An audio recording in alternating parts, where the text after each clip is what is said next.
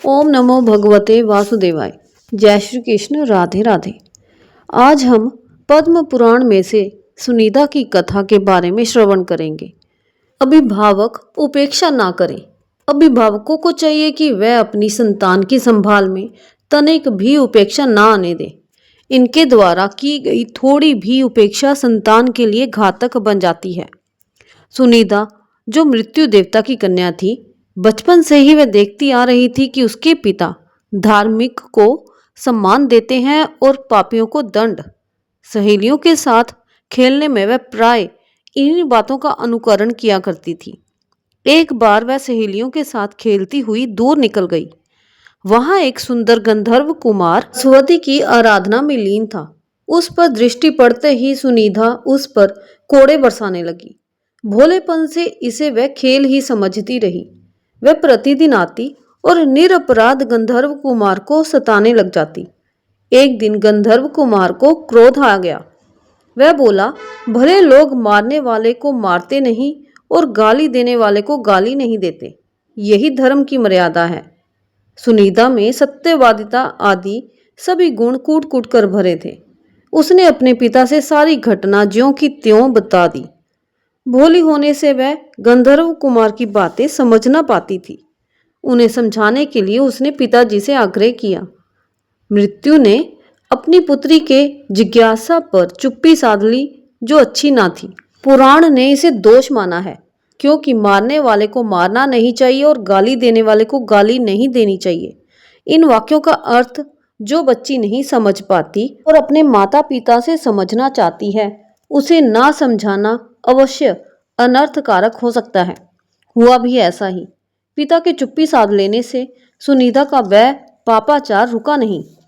सखियों के साथ गंधर्व कुमार के पास जाना और कोड़ों से उसे पीटना उसका प्रतिदिन का कार्य हो गया। कोई कब तक सहेगा। एक दिन गंधर्व कुमार ने शाप देते हुए कहा, विवाह हो जाने पर तुम्हारे गर्भ से ऐसा पुत्र उत्पन्न होगा जो देवताओं एवं ब्राह्मणों की निंदा किया करेगा और घोर पापाचार में लग जाएगा। इस बार भी सुनीता ने सच सच बातें पिता को सुना दी। शाप की बात सुनकर पिता को बहुत दुख हुआ।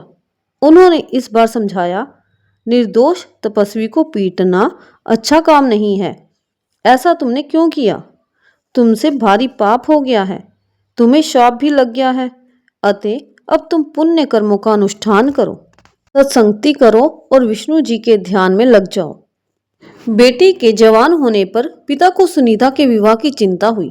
वे अपनी कन्या को साथ लेकर देवताओं और मुनियों के पास गए। सबका एक ही उत्तर था, इससे जो संतान होगी वह भयानक पापी होगी, अतः हम इसे स्वीकार ना करेंगे। इस तरह शाप के कारण सुनीता का विवाह ही रुक गया।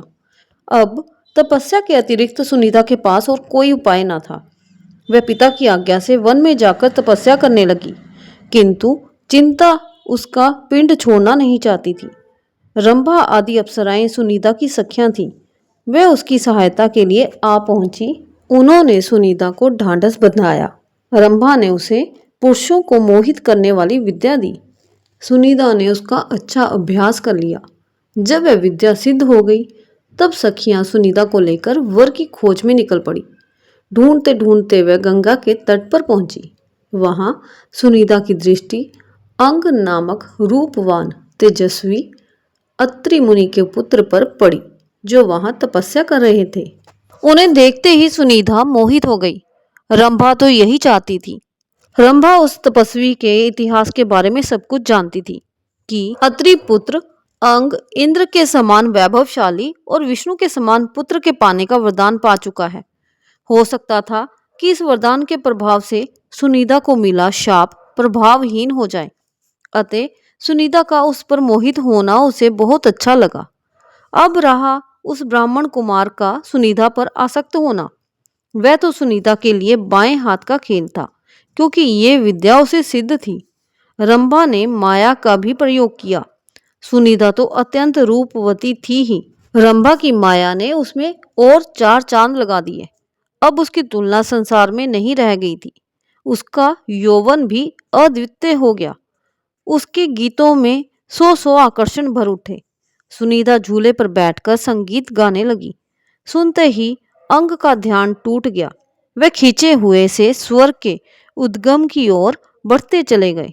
सुनीता पर जब उनकी दृष्टि पड़ी तो उनके हाथ पैर स्थिर हो गए। वह तन मन से उसे चाहने लगे और अपने को संभाल कर बोले, सुंदरी तुम कौन हो? सुनीता चुप रही। रंभा आगे आकर बोली, महोदय ये मृत्यु की कन्या है। इसमें सब शुभ लक्षण मिलते हैं। ये पति की खोज में निकली है। हम लोग इसकी सखियां हैं। रंभा के अनुकूल वचन सुनकर अत्रि कुमार अंग को बहुत संतोष हुआ। उनकी अकुलाहट कुछ कम हो गई। उन्होंने अपने पवित्र कुल की प्रशंसा की और बतलाया कि मैंने विष्णु भगवान से ये वरदान प्राप्त कर लिया है कि मुझे इंद्र सा ऐश्वर्यशाली और विष्णु के समान विश्व का पालन करने वाला पुत्र प्राप्त हो।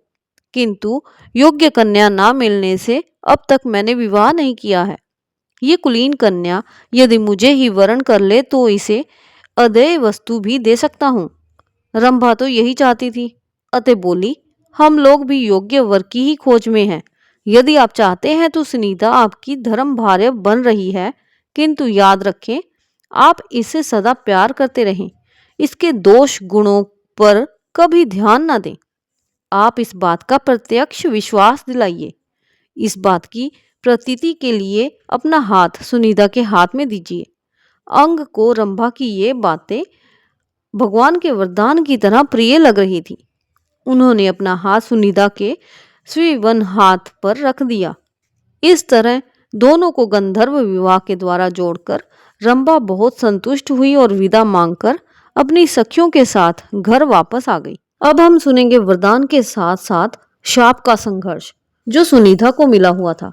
वरदान के प्रभाव से सुनीता का पुत्र सभी लक्षणों से संपन्न हुआ। पुत्र का नाम वेन रखा गया।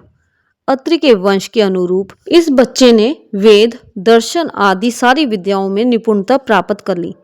धनुर्वेद में भी ये निष्णात हो गया। शील सौजन्य ने इसकी सुंदरता में निखार ला दिया था। वेन में अद्भुत तेज था। आचार विचार में कोई उसकी समता नहीं कर पाता था। उस समय व्यवस्थ मनवंतर था। राजा के बिना प्रजा को कष्ट होने लगा था।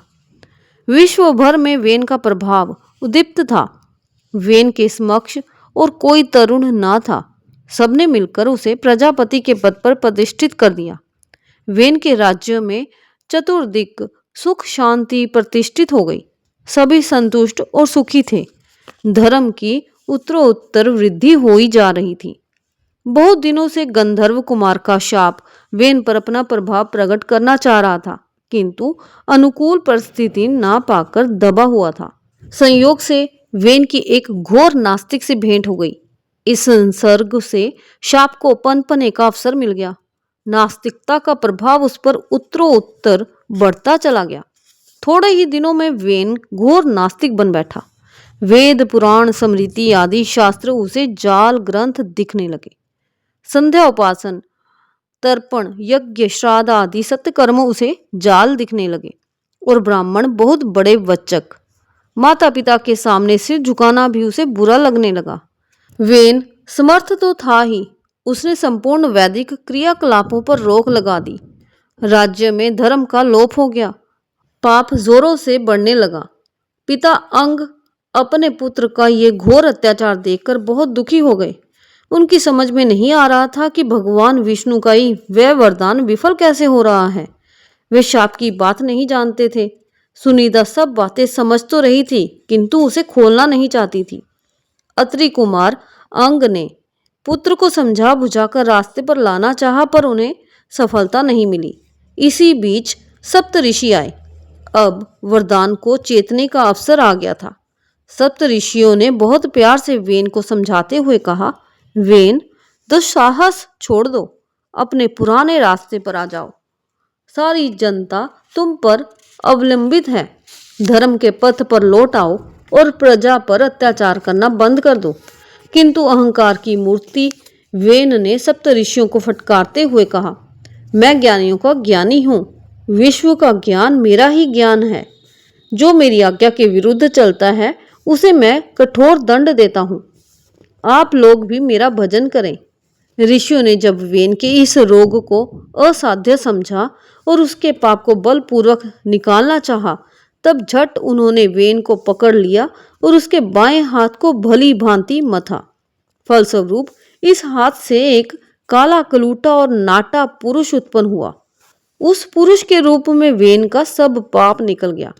ये देख ऋषि बहुत प्रसन्न हुए। अब उन्होंने वेन के दाहिने हाथ को मथा।